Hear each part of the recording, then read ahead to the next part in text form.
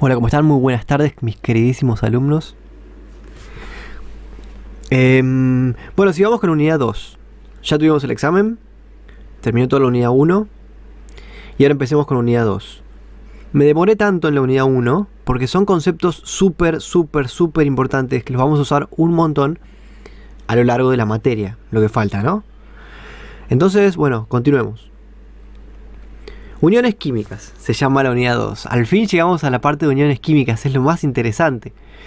Entonces, por otro lado, la química, y esto es una opinión personal, estudia la física de las partículas a nivel atómico, molecular, a nivel muy chiquitito. Y esa física nos va a hablar un poco de la fuerza de unión entre las moléculas. Esa fuerza de unión entre las moléculas y entre los átomos, ¿no? Los átomos formando moléculas y entre las moléculas formando estructuras más grandes. Les va a dar unas características específicas a cada uno de los materiales según los compuestos químicos que lo conformen, ¿no? Bien, este video está sacado de la página del CERN. Después les voy a anotar ahí dónde buscarla. Y observen cómo nos vamos acercando a medida que vamos ampliando la imagen. Es una animación, ¿no? Bien, para que tengan una idea de los tamaños, ¿no? Un cachito. Y si el mundo, habíamos dicho, estaba armado por o constituido por átomos y moléculas, estaría bueno tener una idea de los tamaños, ¿no? Observen. Ahí tenemos. Cada vez nos acercamos más al tamaño de las proteínas, ¿no?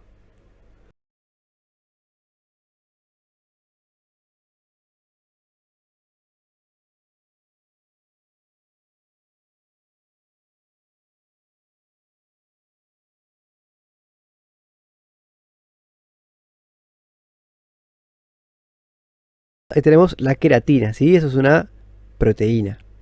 Bien. Y si nos metemos más todavía, llegamos al nivel donde podemos ver las moléculas desde lejos.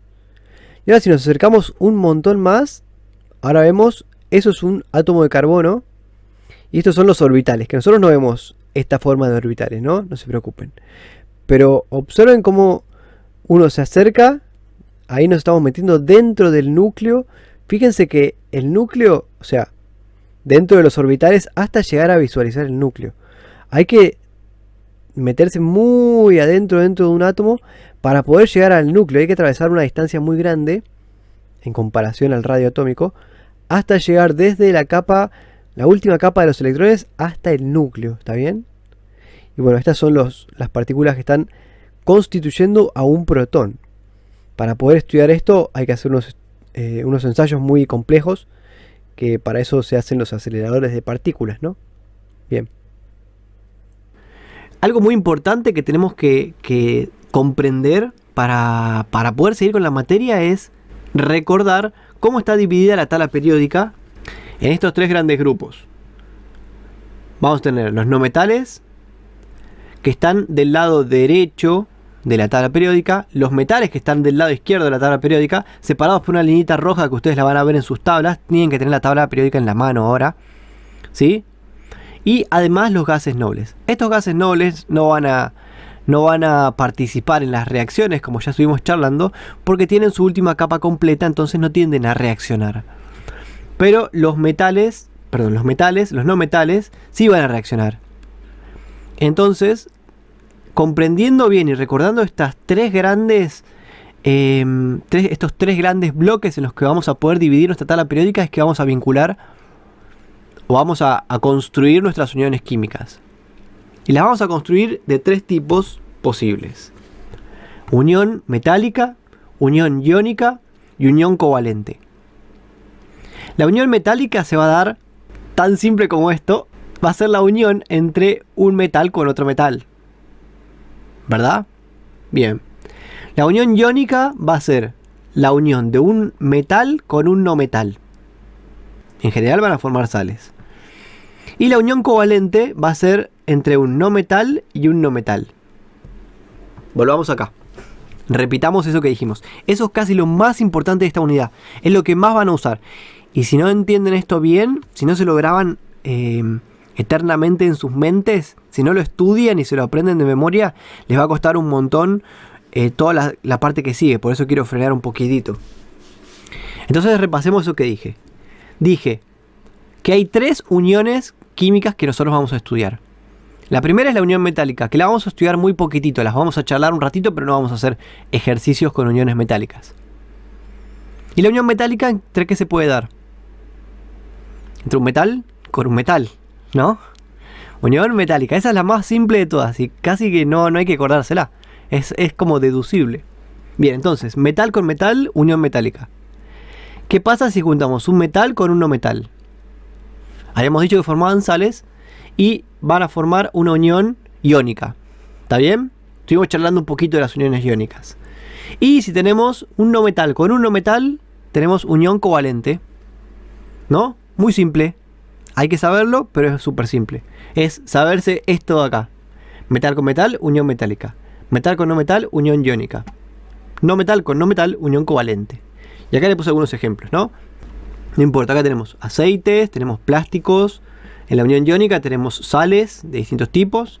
Y la unión metálica tenemos distintos metales unidos. Una unión metálica se puede dar entre un átomo de plomo con un átomo de plomo, ¿no? O un átomo de plomo con un átomo de arsénico. ¿Sí? Entre metales distintos y entre el mismo metal. Bien. Bueno, eso era súper importante. Espero que lo hayan entendido. Pasemos al que sigue. Charlemos un poquito de la unión metálica. La unión metálica se va a dar porque nosotros tenemos átomos de cierto metal, ¿sí? Que se van a agrupar en una estructura cristalina.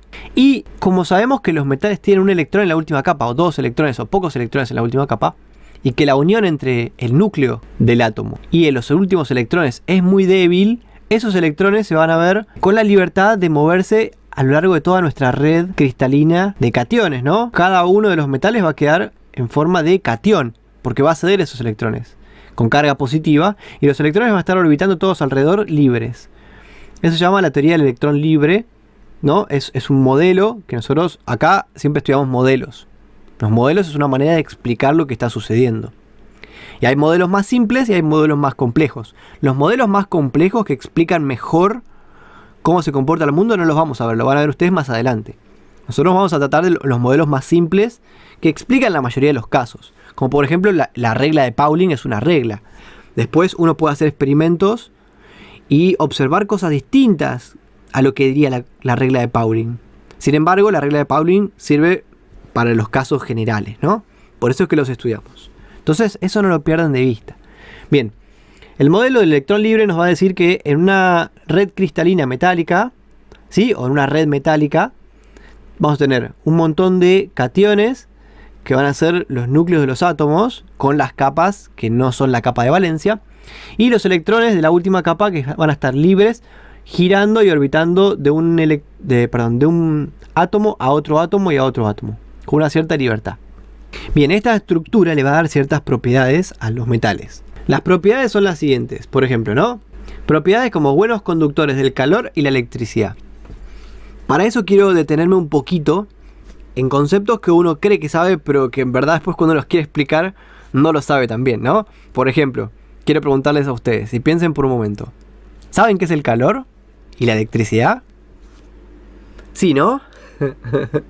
Bueno, traten de... Yo sé que no los puedo escuchar, pero imaginen que me están contando, que estamos cara a cara viéndonos, y que me están contando qué es la electricidad y qué es el calor. Que ustedes son los profesores y yo soy el alumno y ustedes me tienen que enseñar a mí qué es la electricidad y qué es el calor.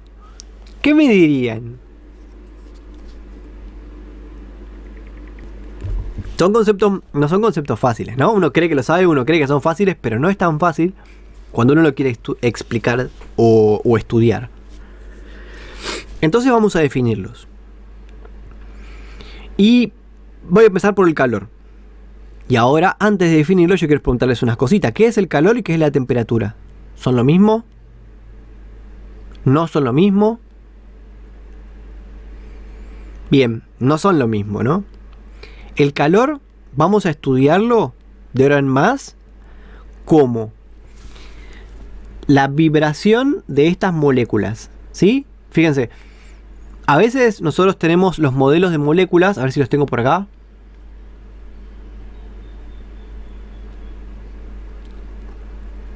Acá. Bien, después vamos a pasar a esto, ¿no? Pero uno se imagina una molécula o busca en internet una molécula y la encuentra de esta manera, ¿no? Yo ya se los había contado, pero se los vuelvo a contar. Esto es un modelo, ¿no? En verdad las moléculas no tienen estos palitos en el medio. Las moléculas están unidas de manera eléctrica que en verdad no se están tocando. Las moléculas no son estructuras rígidas que este átomo no se va a poder distanciar de este. No están unidos con un pedazo de fierro en el medio y no se pueden mover. No, se denota de esta manera. Se usa este modelo porque acá se puede ver muy bien esta geometría. Y por ejemplo, esto es un hexágono. No sería lo mismo para las propiedades de esta molécula que acá tenga un hexágono o que tenga un pentágono, o un cuadrado, o un heptágono, o lo que sea, ¿no? Entonces por eso es que se usa este modelo, porque uno puede ver claramente la geometría y esa geometría le da ciertas propiedades. Pero la realidad es una cosa así. Y si nos profundizamos un poquito más en la realidad, este átomo no está unido con este. Estarían separados de manera con una interacción de fuerzas eléctricas. Entonces no se está, este átomo de acá no está tocándose ni con este, ni con este, ni con este. Está ahí clavado porque en cuanto se quiere mover para acá hay fuerzas eléctricas que lo llevan para el medio. Se quiere mover para acá hay fuerzas eléctricas que lo llevan para el medio. Se quiere mover para acá y fuerzas eléctricas lo llevan para el medio. Entonces está en una posición de estabilidad entre fuerzas, ¿sí? Pero no es algo rígido. Esto se puede mover, ¿no? Bien, entonces si entendemos eso, vamos a ver que todas las moléculas en sí, aunque estén unidas, están vibrando. ¿Sí? Vibra un poquito y se acerca un poquito para acá, se acerca un poquito para acá, se acerca un poquito para acá. Y todo el tiempo están vibrando, interactuando mediante fuerzas con los demás átomos, ¿no? Y además entre molécula con otra molécula. Bien, una vez que entendemos esto, de que estos átomos acá no están clavados acá, sino que están vibrando todo el tiempo, todos, podemos definir el concepto de calor. Acá les hice la animación de esta molécula. Esto es una molécula, ¿no? Y es como un poco más realista de lo que pasaría en comparación con la imagen de las pelotitas y los palitos formando la molécula. Estas moléculas no se separan porque están unidas por fuerzas intermoleculares. Tienen a estos átomos unidos, ¿no? Son fuerzas eléctricas que los mantienen unidos y están vibrando, todo el tiempo están vibrando. Aunque sean moléculas, están vibrando. Y estos tipos de uniones son los que vamos a ver nosotros más adelante en este video. Pero quiero que tengan en claro que el modelo de palitos y pelotitas debería ser reemplazado por este de acá. Vamos a definir al calor como la vibración que tengan las partículas. Cuanto más vibren, significa que van a tener más energía y van a tener más calor. Bien, acá les puse otro modelito que otra vez con estos palitos, ¿no? Uniendo las moléculas o a los átomos. Pero bueno, este modelo con los palitos se usa un montón. Tengan en cuenta el modelo, lo que hablamos recién, ¿no? Que no están estos palitos en verdad uniéndolos. Y aquí hay una simulación que descargué de internet que muestra cómo vibrarían las moléculas cuando están en forma de sólidos unidos, ¿no? Por ejemplo, podría ser un trozo de metal entero con todos sus átomos metálicos. Ya lo vamos a ver un poquito más adelante. Pero la vibración sería en este estilo, ¿no? Si fuera el metal le faltarían los electrones igual, libres dentro del sólido, ¿no? Bueno, pero eso ya lo vamos a ver más adelante. Pero quiero que tengan en cuenta esto y que se acuerden para siempre que en la medida en que cuanto más vibren estas moléculas, mayor va a ser la temperatura del sólido. Y mayor energía cinética van a tener y mayor temperatura van a tener. ¿Está bien? Bueno, entonces continuemos.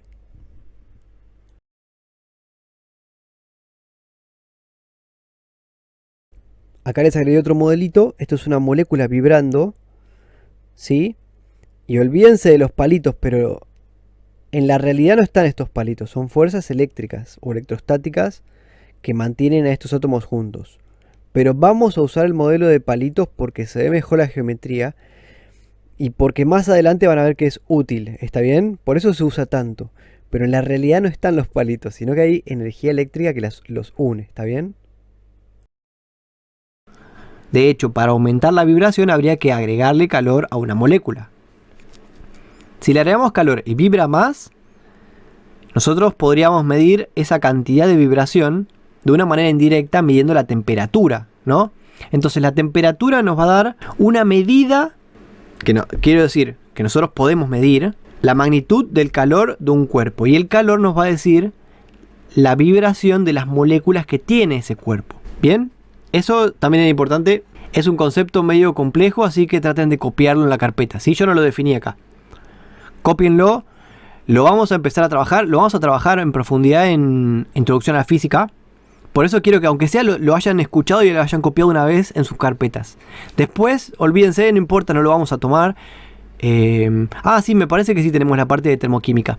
Pero bueno, entonces cópienlo y ténganlo ahí bien fresquito ya desde el principio del año. Bien, entonces el calor va a ser una medida de la vibración de las moléculas. Si quisiéramos ponerlo en una frase más técnica, sería la medida de la energía cinética de las moléculas. Pero bueno, no importa. Vamos a decir que el calor va a ser la medida de cuánta vibración tienen las moléculas, ¿sí? O los átomos dentro de una molécula. Está bien. Y la electricidad ahora. Pasemos a la electricidad. ¿Qué es la electricidad? ¿Alguien sabe qué es la electricidad? Bueno, una manera fácil de recordarlo es viendo la palabra electricidad. Si nos vamos a las partículas subatómicas, ¿cuáles eran las partículas subatómicas? Protones, ¿qué más? Neutrones y electrones, ¿no? Electrones. La electricidad, para que no se lo olviden nunca, es... Bueno, hay varios tipos. O sea, está definida de maneras distintas. Pero vamos a usar esta definición. La electricidad va a ser el movimiento de electrones en un cable conductor, ¿no? O en un sistema. O en un sólido metálico que pueda conducir la electricidad. Entonces la electricidad va a ser cómo viajan los electrones. Por ejemplo, ¿no? Si acá tuviéramos electricidad, sería lo mismo que ver estos electrones moviéndose por ejemplo, de izquierda a derecha, todos para allá, ¿no?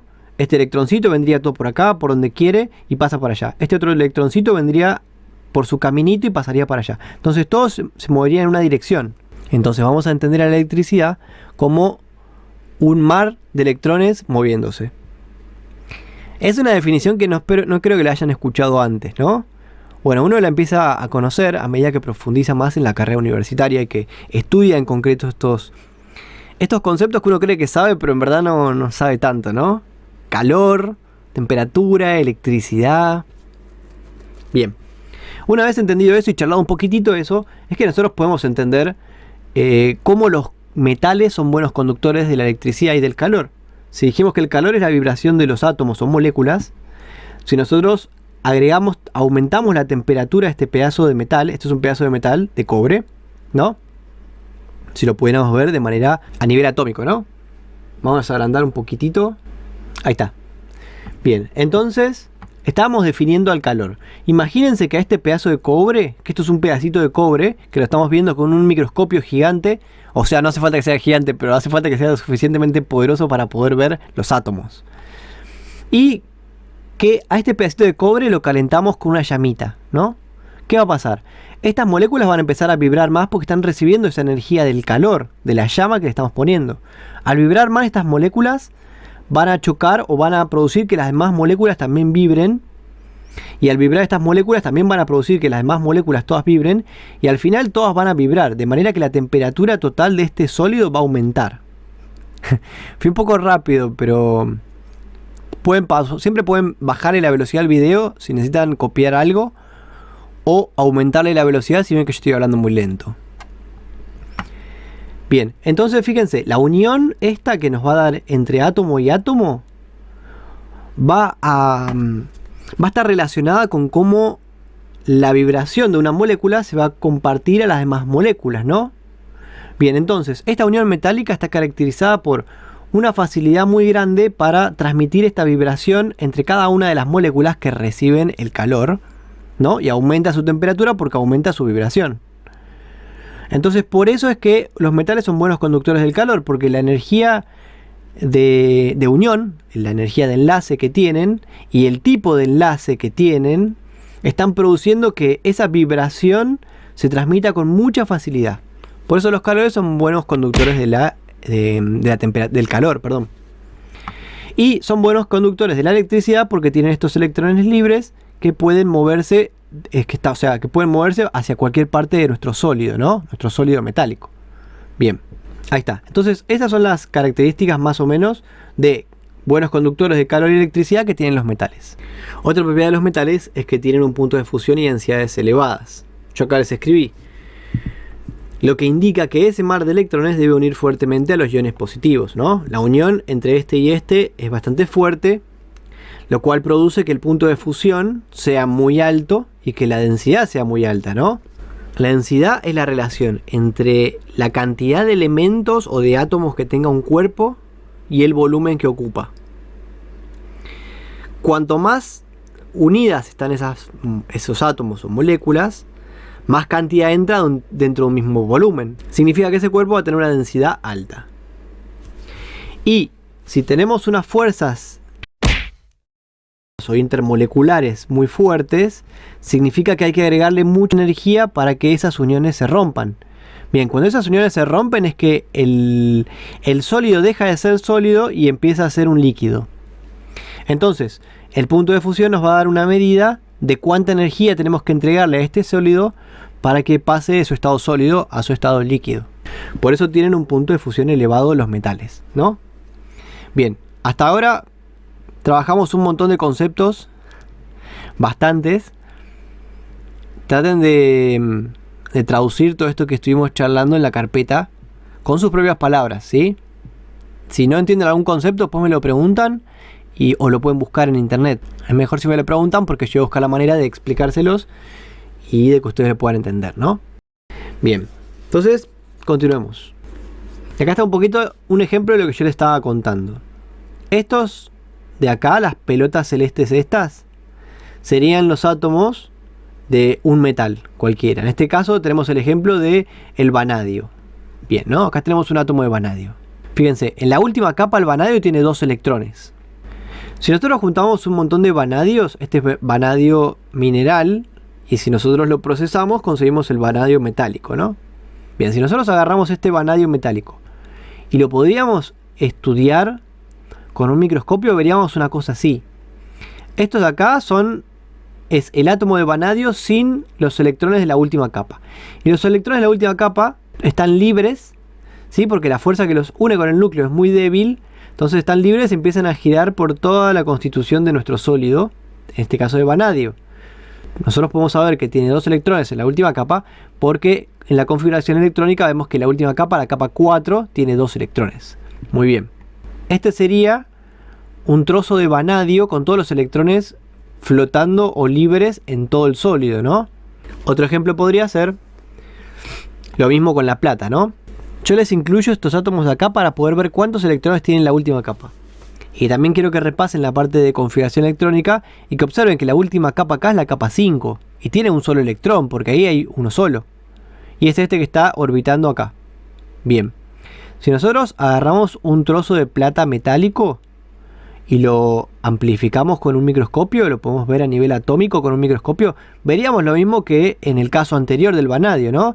Estos serían todos los átomos de plata y este sería el electroncito que está orbitando alrededor solito, este de acá, que se separa porque tiene una fuerza eléctrica débil y se va a orbitar alrededor de otro átomo de plata, y así pasa con todos los electrones de todos los átomos de plata. Entonces este sería un trozo estructural de un pedazo de plata puro, ¿sí? Si lo pudiéramos ver con un microscopio. Entonces observen que las características son las mismas, todos los metales van a tener estas características acá. Uniones producidas por estos electrones que están orbitando alrededor y que están libres, y estos electrones libres van a conducir la electricidad muy fácilmente, y la unión entre los átomos metálicos, el tipo de unión que tienen, va a producir una transferencia de calor muy fácil en todos los metales, ¿no? Y esta sería esta vista, pero si lo viéramos en 3 dimensiones, ¿no? Este es todo nuestro sólido metálico, acá el volumen de todo nuestro sólido, y acá tiene todos los electrones orbitando alrededor de todos los demás átomos, ¿no? Libres, y en todo el volumen de nuestro sólido, ¿no? Y acá tenemos distintos metales. Observen que el mercurio es líquido, se ve que las fuerzas entre este átomo de mercurio y este son débiles. Por eso no mantiene la forma, sino que se desarma y se convierte en un líquido el mercurio. ¿Sí? El arsénico, por ejemplo, es sólido, el plomo también es sólido, y bueno, la mayoría de los demás metales también son sólidos a temperatura ambiente, y en general la mayoría de los metales son bastante rígidos. Habíamos visto que el litio, el sodio, esos hasta se podían cortar con un cuchillito, que eran bastante blandos, ¿no? Pero la estructura es más o menos la misma, y las características son las mismas. Entonces, eso es más o menos lo que caracteriza la unión metálica que se va a dar entre un metal con otro metal, o un metal con el mismo metal también puede ser. Bueno, hasta acá espero que más o menos se haya entendido. No vamos a hacer ejercicios de uniones metálicas. El concepto es todo lo que vimos acá. Todo lo que quiero ver de unión metálica en nuestra materia es lo que está acá. Trabajamos conceptos como, recuerden las propiedades de los metales, ¿no? Son dúctiles y meleables. Dúctiles significa que se pueden transformar en alambres. Y meleables, que puede doblarse y puede volver a su forma habitual, ¿no?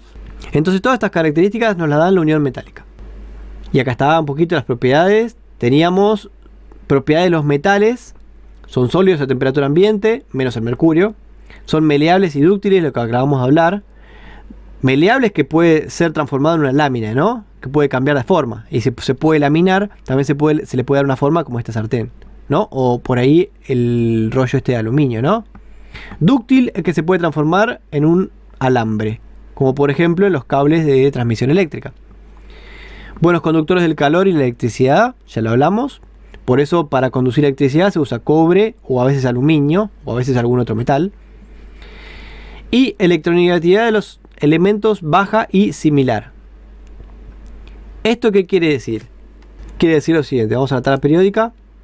Fíjense, la electronegatividad, acá nos dice electronegatividad. Es este elemento, este numerito de acá. Fíjense. El del berilio es 1,57. El del litio, la electronegatividad es 0,98. Y veamos los elementos, veamos los no metales. ¿Qué electronegatividad tienen? Fíjense, 2,55, 3,98, 3,16. Fíjense que la electronegatividad de los no metales es mucho mayor que la de los metales, ¿no? Por eso, se da entre elementos. La unión metálica se va a dar entre elementos con electronegatividad baja.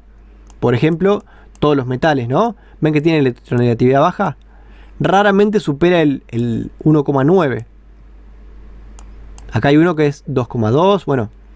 Pero en la mayoría son más chiquititos que 2. Entonces se da entre electronegatividades bajas. Y similares. Similares porque la diferencia no es muy grande. Bien. ¿Por qué los metales son dúctiles? Este GIF de acá está muy bueno para entender por qué los metales se pueden doblar. Fíjense, si tenemos un anión acá, tenemos un catión acá, y alguien viene y golpea este catión va a pasar por ahí, acá, y va a correr todos los demás, y por eso es que un metal puede ser golpeado, o puede doblarse, y mantiene su estructura, ¿no? Porque todos los cationes, más o menos, aunque se corran un poquito de lugar, se mantienen todos ordenados. Y las interacciones moleculares o atómicas, más o menos permanecen constantes. Esto es lo que le da la propiedad de ductilidad, de maleabilidad y de soportar impactos, ¿no? Sin que se rompa, se deforme y no se rompe. Bien, esto es todo lo que teníamos de unión metálica. Vieron que no es mucho. Bueno, es un poquito mucho, pero es todo lo que vamos a ver. Bueno, listo, ya he charlado de eso. Podemos pasar a la unión iónica, ¿verdad? Dijimos que la unión iónica es un metal y un no metal. Bueno, esta unión es muy importante. Y además tiene una característica que se ve claramente, que es la siguiente. Como es la unión entre un metal y un no metal, lo que va a pasar va a ser, observen esto, fíjense acá. Acá tenemos, esta es la unión entre un flúor y un sodio. El flúor es un no metal y el sodio es un metal, ¿verdad? Y observen que la diferencia entre el flúor y el sodio, si ustedes van a la tabla periódica, el flúor está en el grupo 17 y periodo 2, ¿verdad? Después viene el neón, que tiene un protón más y un neutrón más. Y después viene el sodio, ¿verdad? Periodo 3. Bien, entonces, el sodio tiene 12 neutrones, 11 protones y 11 electrones. Y el flúor tiene 10 neutrones, 9 protones y 9 electrones. Entonces ahí que podemos calcular la diferencia, ¿no? Y fíjense, le agregamos 2 electroncitos más y 3 neutrones más y obtenemos un sodio. Y como pueden observar, el sodio tiene 3 capas de electrones, ¿no? Acá está.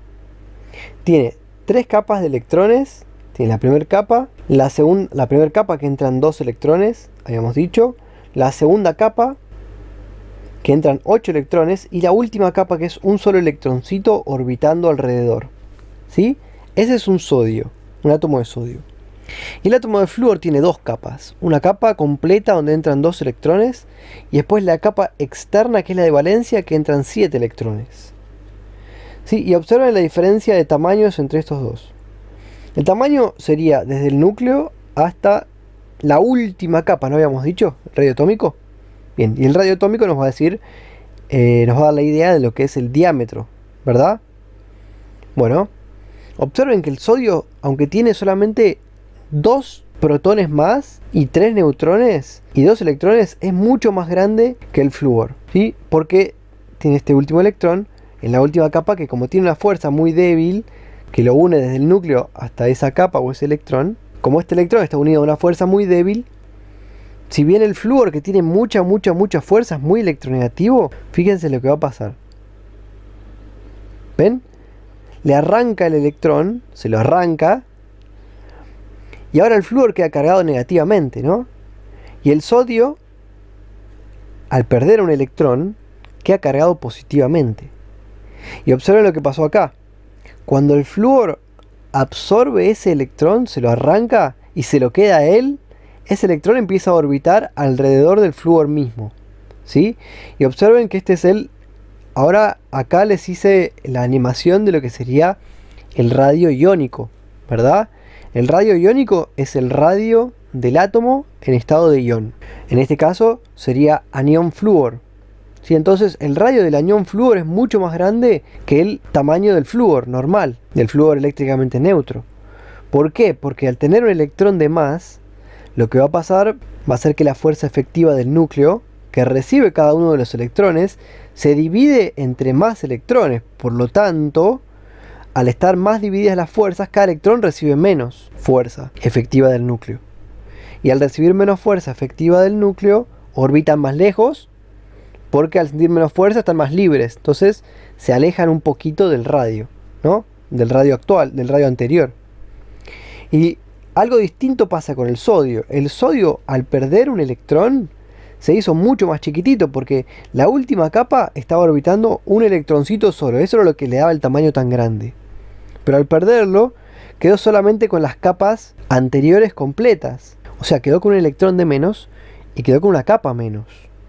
Al tener una capa menos, el radio iónico del sodio es muchísimo más chiquitito que el radio de un sodio normal. ¿Sí? Esta parte también es importante. Entonces, bueno, cuando el sodio pierde ese electrón, se hace mucho más chiquitito porque pierde una capa y queda cargado con carga eléctrica positiva. Y el flúor, al arrancarle ese electrón, queda mucho más grande que el flúor anterior, o sea, neutro, y con carga negativa. Entonces, ¿qué va a pasar? Va a haber una fuerza eléctrica, ¿sí? O electrostática, que está uniendo esos dos átomos. Bueno, esa es la unión iónica. Se llama unión iónica porque forma iones. Tenemos el ion flúor y el ion sodio, que en este caso sería anión flúor y catión sodio. ¿Está bien? Y en conjunto sería fluoruro de sodio. Bien, después habría que refinar un poquito más la nomenclatura, pero lo vamos a ver más adelante. Entonces tenemos un fluoruro de sodio unido por fuerzas electrostáticas. Todas las uniones iónicas van a estar constituidas por fuerzas electrostáticas. Eso va a ser lo que va a mantener este átomo de flúor unido a este átomo de sodio. Entonces, eso es toda la unión iónica. ¿Sí? Les hice esta super animación porque creo que se entiende bien. Y además repasamos un poquito lo del radio iónico y el radio atómico.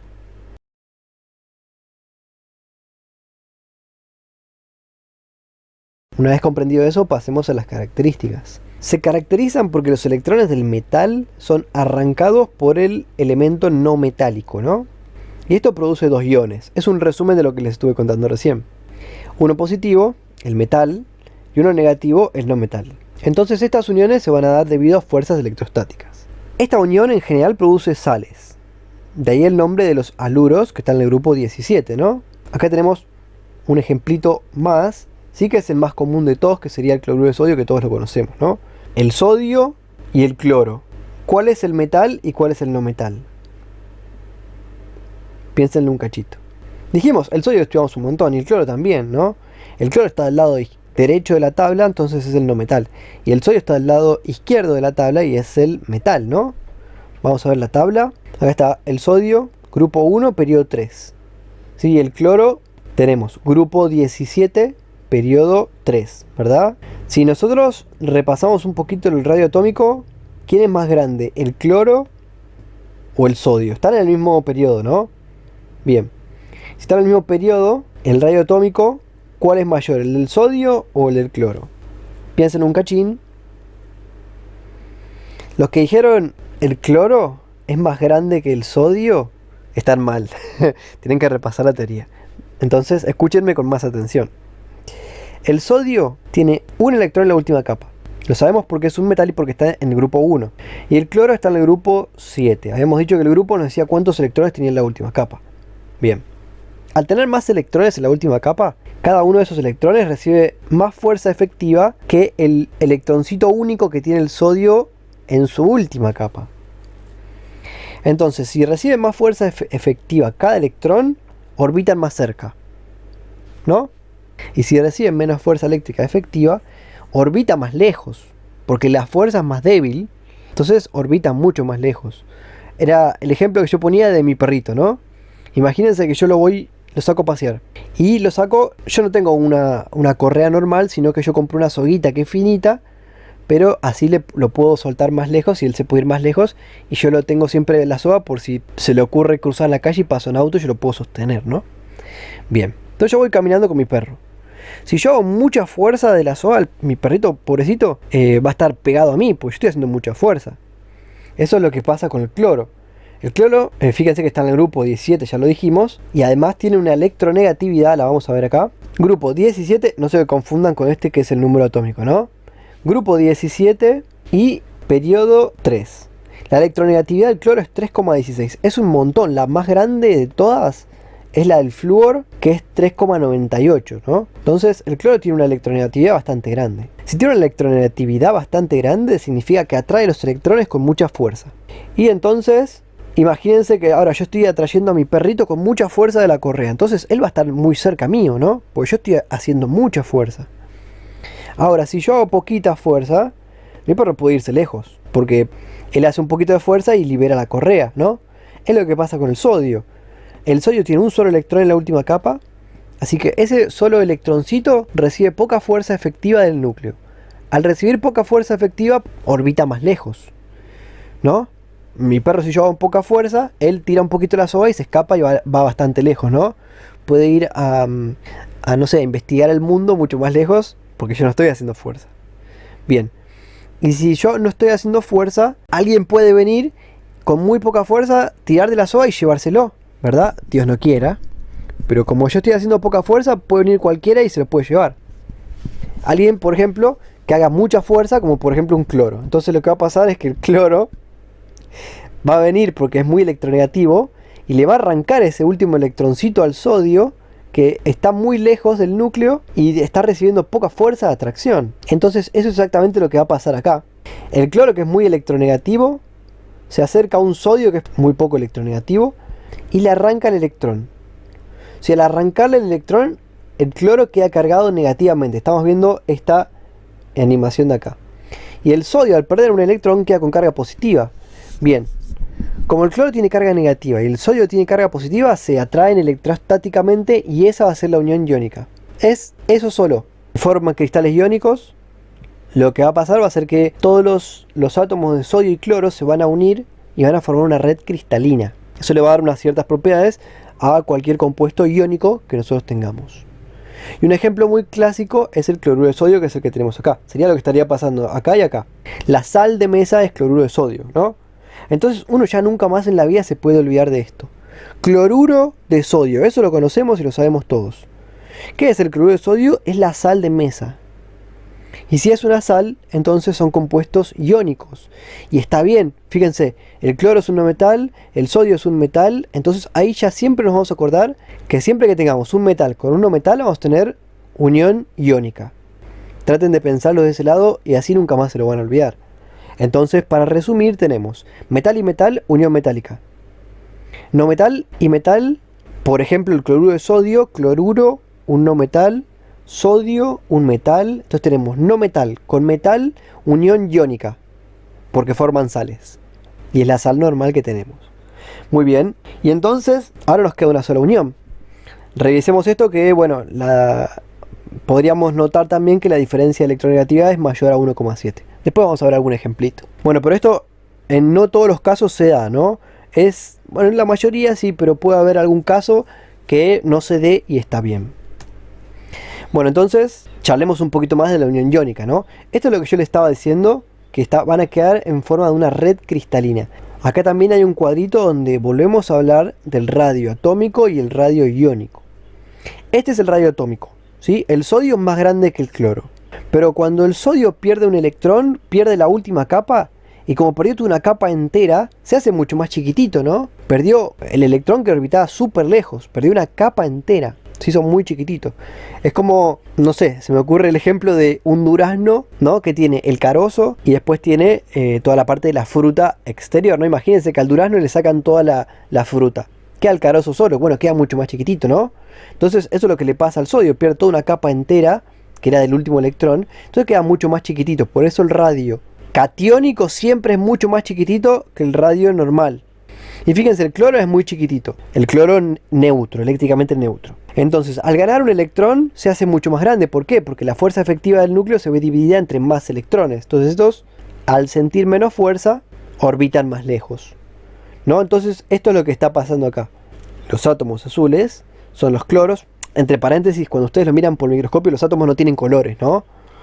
Son esferas que en general se ven en blanco y negro porque hay que ver el tipo de microscopio que estamos usando, ¿no? Pero ahora, para ilustrarlo, nosotros pintamos de algún color los átomos y decimos, bueno, el cloro es el azul y el sodio es el marroncito este chiquitito.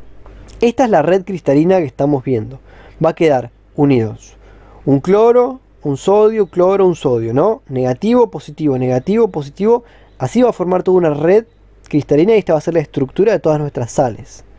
Y observen esta parte de acá. Las sales son estructuras frágiles, ¿sí? Si nosotros agarramos un pedacito de sal, ¿no? Si quieren pueden hacer el experimento. Traten de usar sal marina que viene con pedacitos de sal más grande. Si ustedes agarran, van a ver que es un granito de sal, pero lo pueden aplastar con un cuchillito o con un martillito despacito, van a ver que se va a partir. Las estructuras que al sufrir un impacto o una deformación se parten son frágiles. Y las estructuras que al sufrir una deformación o un impacto se doblan son dúctiles. Todos los elementos o los compuestos iónicos van a ser, en su mayoría, estructuras frágiles, o sea que al impacto se van a partir. ¿Por qué? Fíjense, si alguien viene y con un martillito atómico golpea una capa, esta capa entera se va a correr, ¿no? Se va a deformar. Y al deformarse, los cationes van a estar interactuando con los cationes, los aniones con los aniones y se van a repeler, porque negativo con negativo se repelen, positivo con positivo se repelen. Entonces eso va a producir que toda esa parte se salga, ¿no? Y se parta. Entonces no va a admitir deformación, sino que directamente se va a partir. Eso es la característica de una estructura frágil. Por ejemplo, la sal de mesa o por ejemplo el vidrio. Ustedes agarran un vidrio y no lo pueden deformar. En cuanto lo quieren deformar, se parte. ¿Por qué? Porque tiene una estructura parecida a esta. Un metal, en cambio, si nosotros lo queremos doblar, lo podemos doblar. Y aún así todavía no se va a partir, ¿no? Hay que hacer fuerza por ahí, o hay que doblarlo muchas veces, hasta que en algún momento se va a partir. Pero puede soportar deformación. Y los compuestos iónicos no pueden soportar deformación en general. Otras características también son sólidos a temperatura ambiente, cristalinos y solubles en agua. Más adelante vamos a ver por qué son solubles en agua. Para saber la solubilidad tenemos que estudiar las fuerzas intermoleculares, ¿no? Acá estamos estudiando fuerzas intramoleculares. Intra significa que está dentro. Estamos estudiando la fuerza de una molécula, ¿sí? Que sería, en este caso, cloruro de sodio. Un cloro con un sodio. Eso es una molécula. Este sólido de acá es cuando se juntan muchas moléculas y se unen, ¿no? Bien. Entonces, sigamos. Conducen la corriente eléctrica cuando están disueltos en agua. Eso se produce porque al disolverse en agua genera iones, ¿no? Estos, acá nosotros tenemos la unión iónica, pero si lo metemos en agua el sodio se va a separar del cloro. Y esos iones disueltos van a ser lo que van a producir la corriente eléctrica, ¿no? Eso quizá lo veamos en intro a la física. Si son sólidos, no conducen la electricidad. No se los puse acá. Bueno, otra característica más es que presentan elevados puntos de fusión y de ebullición. Otro ejemplo más podría ser este compuesto de acá, que lo vimos hace un ratito, ¿no? Es el fluoruro de sodio. Sodio, flúor, fluoruro de sodio. Esta notación de acá es Lewis para compuestos iónicos. Vamos a hacer ejemplos después, pero acuérdense mucho de esta forma, ¿no? Acá tenemos que el sodio le va a dar un electrón al flúor, el flúor va a quedar cargado negativamente y entre los dos se van a unir de manera con fuerzas electrostáticas. Esa fuerza electrostática se ejemplifica con este corchete.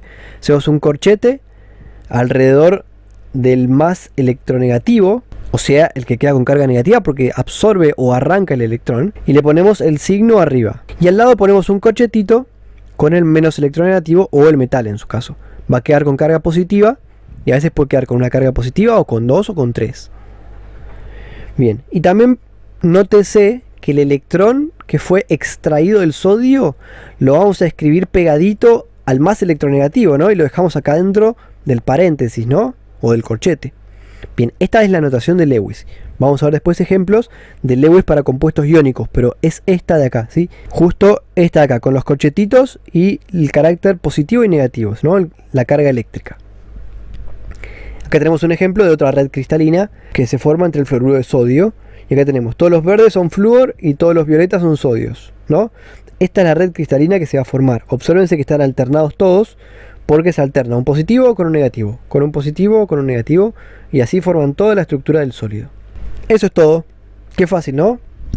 Vamos a la unión covalente. Nosotros dijimos hasta ahora unión metálica entre un metal y un metal. Unión iónica entre un metal y un no metal. Entonces, ¿qué quedan? No metal con no metal.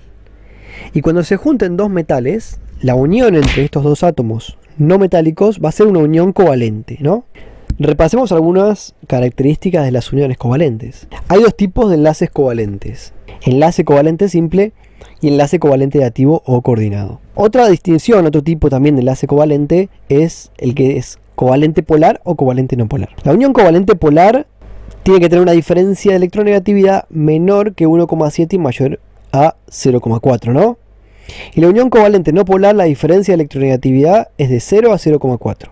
Eso igual después lo vemos con ejemplos, vamos a hacer un montón. En este tipo de unión no hay transferencia de electrones, ¿está bien? Sino que los electrones se comparten mutuamente. Va a haber un par o más de electrones compartidos. En el anterior, en la unión iónica, había transferencia de electrones. Observen las palabras, ¿no? Ten cuidado cuando usan las palabras para redactar. La transferencia es que un electrón de un átomo se va para otro y nunca más vuelve. Yo le hago una transferencia de plata a alguien, a uno de ustedes, y ustedes después no me la van a devolver, ¿no? Yo después no se la voy a pedir. Bien, salvo que sea un préstamo. Pero en la unión covalente no hay transferencia, sino que los electrones se van a compartir. Y observen este if de acá. Esto es... ¿La pueden reconocer a esta molécula? Tenemos dos hidrógenos y un oxígeno. H2O. El agua, ¿no? Bien. Entonces, este es el oxígeno y estos son los dos hidrógenos. El hidrógeno en general tiene un electrón en la última capa. Este también. Otro hidrógeno con un electrón en la última capa. Y el oxígeno, si ustedes miran sus tablas periódicas, tiene 6 electrones en la última capa. Para poder entender las uniones, vamos a hablar de la regla del octeto, que en un ratito ya nos vamos a meter más en profundidad. Pero fíjense, esta es una unión covalente porque el electrón de cada uno de los hidrógenos va a girar un ratito alrededor del hidrógeno y también va a girar alrededor del oxígeno y también va a girar alrededor de este otro hidrógeno y alrededor del oxígeno. Y va a estar orbitando alrededor de todos, ¿no? Ese electrón moviéndose va a ir produciendo que la unión entre los hidrógenos y el oxígeno se produzca. Y esa va a ser la clave de todas las uniones covalentes que nosotros tengamos. Se van a compartir 2 o más electrones. O lo que es lo mismo, se van a compartir uno o más pares de electrones. ¿Sí? Bien. Acá está, ¿no? Otra vez el ejemplo se ve un poquitito más grande. Fíjense que el oxígeno tenía 6 electrones, pero al agarrar un electrón prestado de este hidrógeno y agarrar un electrón prestado de este hidrógeno, ahora el oxígeno tiene 8 electrones en la última capa. Y el hidrógeno, al compartir estos dos, tiene 2 electrones en su última capa, y este hidrógeno, al compartir estos dos, también tiene 2 electrones en la última capa. Bien, la regla del octeto, la vamos a ver después seguramente, nos dice que todos los átomos van a estar en su forma más estable cuando en su última capa tengan 8 electrones. O si es el caso del hidrógeno y el helio, 2 electrones en la última capa, porque ya habíamos hablado que la primera capa es una capa 1s y la capa S solamente puede soportar 2 electrones. Con 2 electrones la capa S ya estaba completa, dijimos. Bien, en ese estado, con la capa completa, con la última capa completa, el hidrógeno estaría más estable. Entonces, todos los átomos van a ser más estables cuando tengan la configuración del gas inerte más cercano, ¿no? Acá está también explicado mucho más lento, ¿no? Este GIF nos dice que, fíjense, acá hay un átomo de hidrógeno, otro átomo de hidrógeno. Fíjense que cada uno tiene acá su electroncito, cada acá está quieto para que se pueda ver mejor. Y al producirse la unión covalente, este hidrógeno y este hidrógeno se van a acercar y ese único electroncito lo van a compartir con este oxígeno. Y el oxígeno, al tener 8 electrones, porque agarró uno de este hidrógeno y otro de este hidrógeno en su última capa, llega a su configuración más estable. Y este hidrógeno toma prestado un electrón del oxígeno también, y también llega a su configuración más estable. Y este otro también llega a su configuración más estable. Entonces los tres están con un grado de estabilidad mayor, y entonces al estar más estables estructuralmente es que se va a formar la unión covalente, ¿no? Covalente significa que se comparten. Acá tenemos otro ejemplo. Observen cómo cada tanto vienen 2 electroncitos y giran alrededor del hidrógeno y después vuelven a estar girando alrededor del oxígeno, pero cada tanto vuelven, ¿no? Entonces están en unión covalente, sí. Sin embargo, esta unión es una unión covalente polar. ¿Por qué? Porque en el momento en el que los electrones van a orbitar de este lado, quiero decir, de este lado de la molécula alrededor del oxígeno, el hidrógeno queda cargado con carga positiva, ¿no? Porque ya no tiene electrones. O sea, están en unión, están en una forma molecular. Sin embargo, este lado de la molécula queda momentáneamente con una carga positiva. Y este lado queda con una carga negativa, porque el electrón ahora está girando acá. Sin embargo, la unión todavía permanece. La molécula no se desarma, pero por momentos adquiere una cierta polaridad.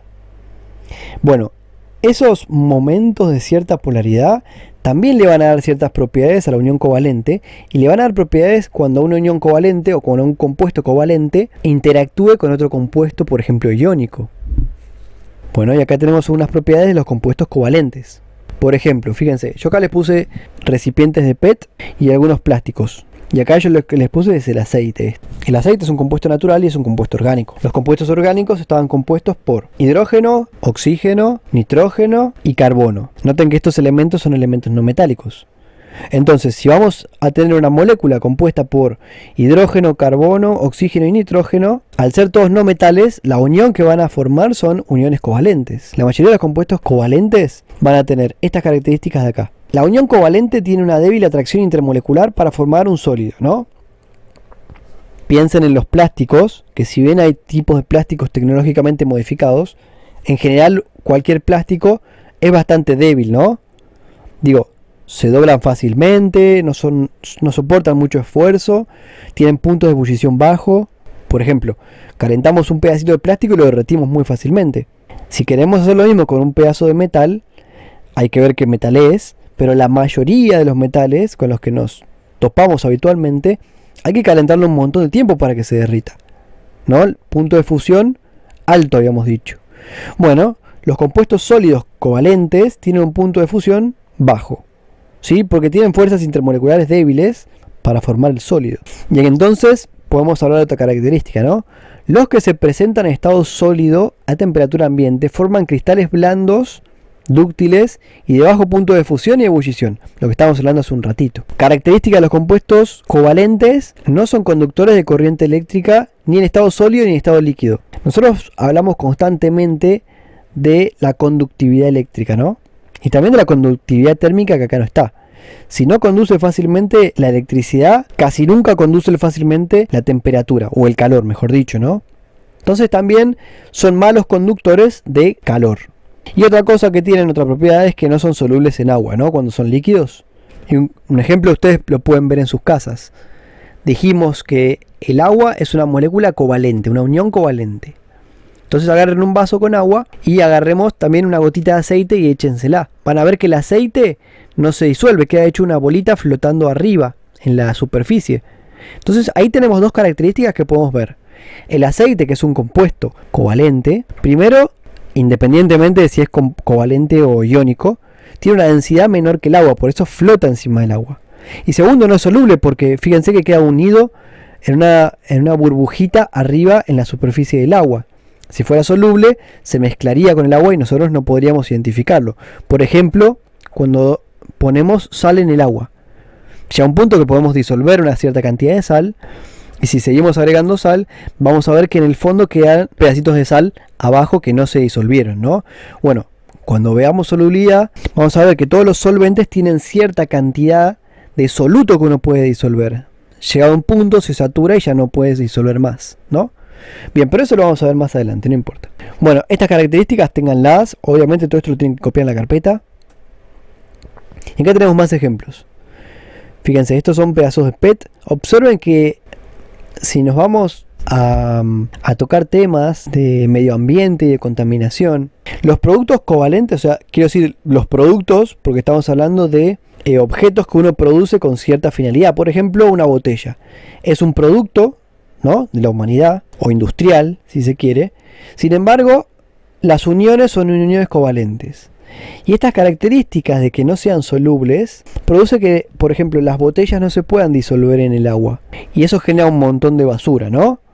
Entonces, tarea para ustedes, si algún día les interesa la química, producir algo que tenga las características del plástico, sin embargo, que pasado cierto tiempo, o con cierto otro producto, o con algún mecanismo, se pueda disolver en el agua y que no contamine, ¿no? Estaría bueno. Pero bueno, eso es para más adelante.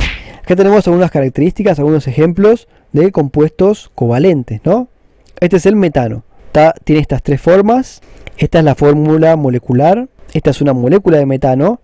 El carbono en el medio y los 4 hidrógenos alrededor en una geometría tetraédrica. Esto es la misma molécula, pero este esquema con los palitos nos deja ver la geometría mucho mejor que este esquema de acá. Pero este esquema de acá es más realista, ¿no? Y esta es la fórmula de Lewis de los compuestos covalentes. Lo más importante de este tema es poder ver una fórmula molecular, esta de acá, y transformarla en la fórmula de Lewis.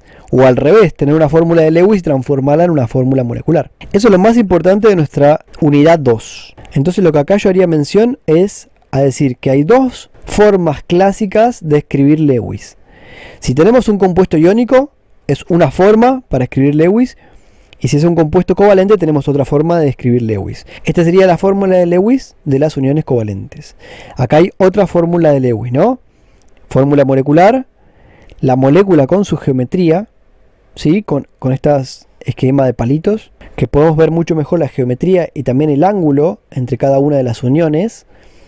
Y esta forma de expresarlo que es como un poco más realista, pero donde se aprecia menos la geometría.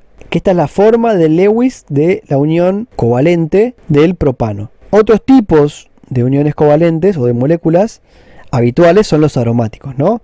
Fíjense que para un aromático es importante la geometría, ¿no?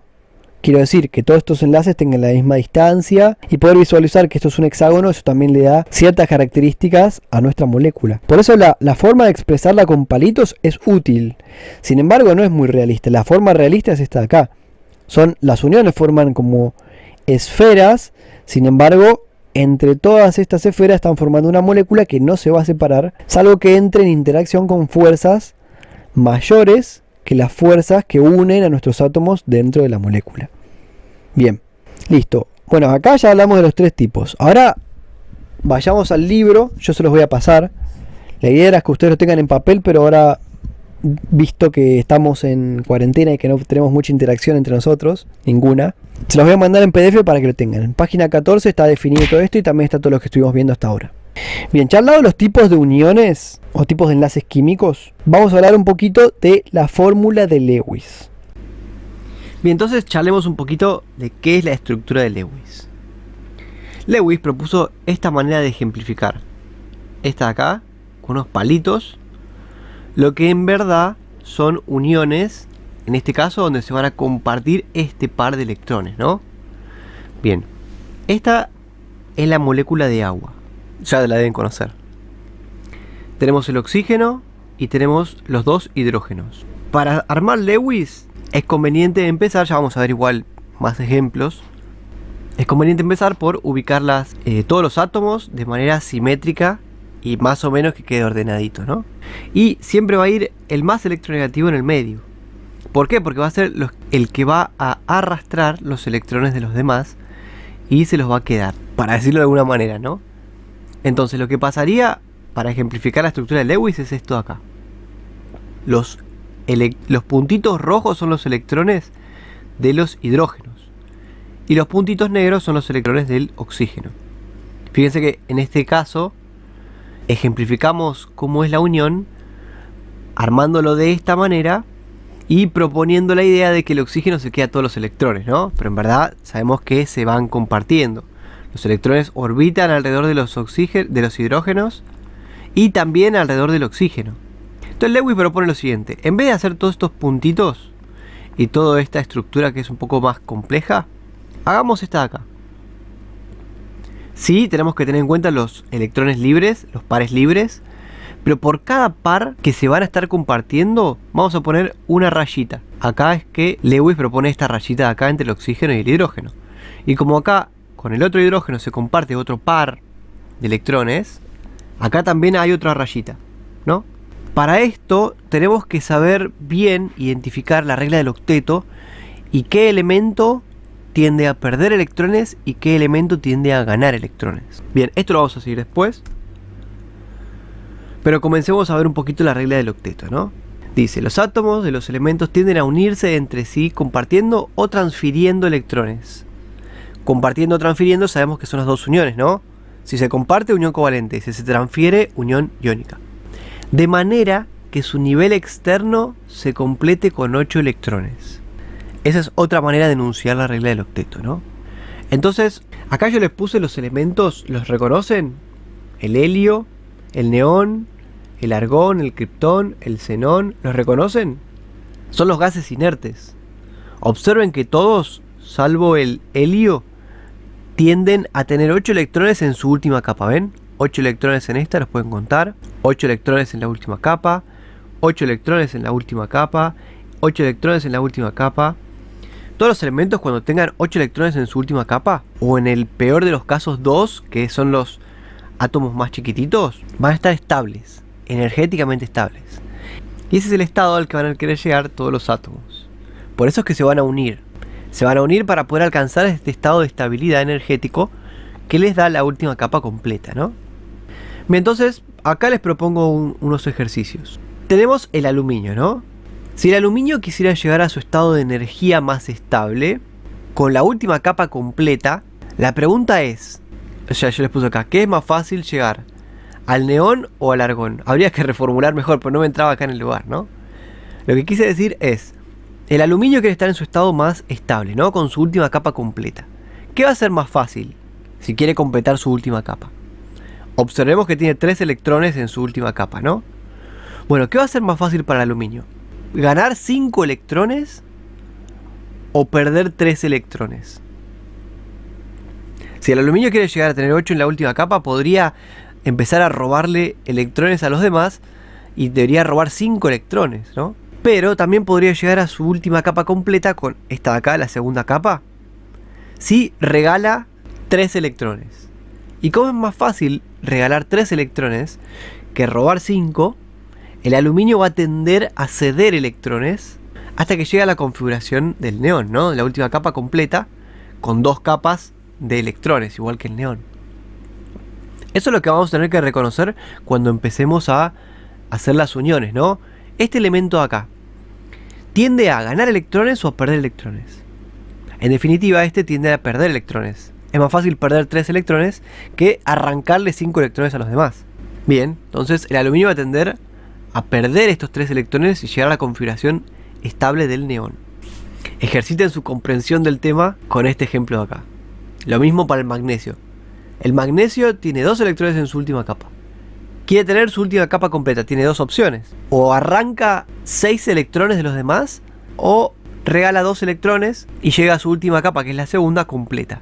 ¿Qué creen que le va a pasar? Muy bien, va a perder estos 2 electrones y va a llegar a la configuración electrónica del neón también, ¿no? Y ahora, este es el yodo.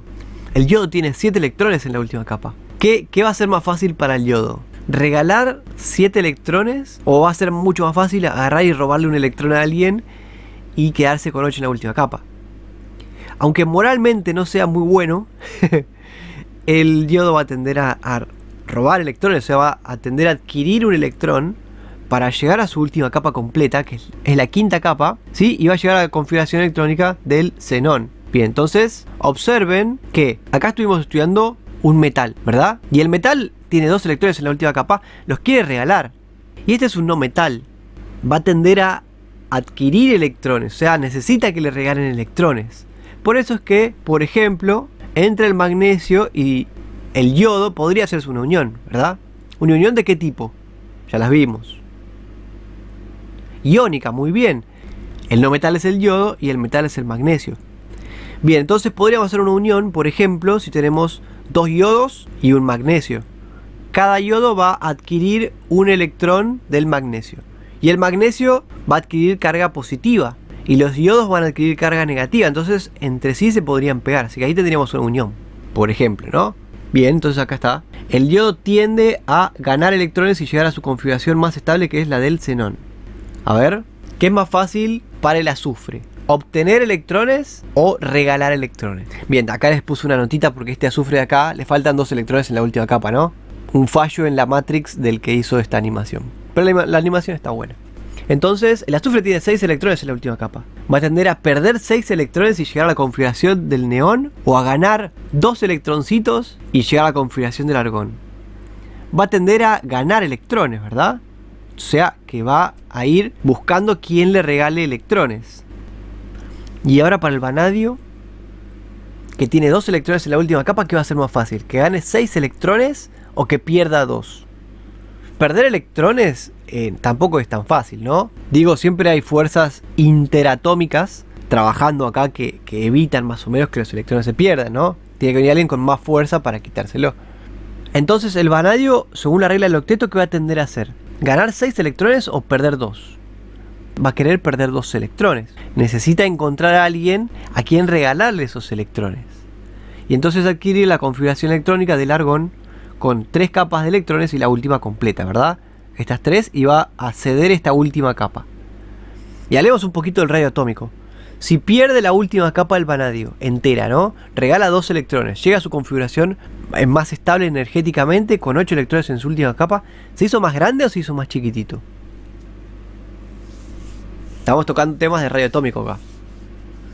Se hizo más chiquito, ¿no? Perdió una capa entera. Es por eso que el radio catiónico es más chico que el radio atómico neutro, ¿verdad? El normal, el común. El que dijo que iba a perder 2 electrones estaba muy bien. ¿Ven? Es que esto es súper simple, pero lo vamos a usar un montón. Por eso quería así repasarlo un poquito. Hasta acá terminamos la clase. Lo que viene después lo vamos a ver ya la clase que viene. Y vamos a hacer más ejemplos. O sea, vamos a hacer ejemplos de unión covalente, unión iónica y Lewis para esas estructuras, ¿sí? Así que bueno, les mando un abrazo muy grande y espero que estén muy bien.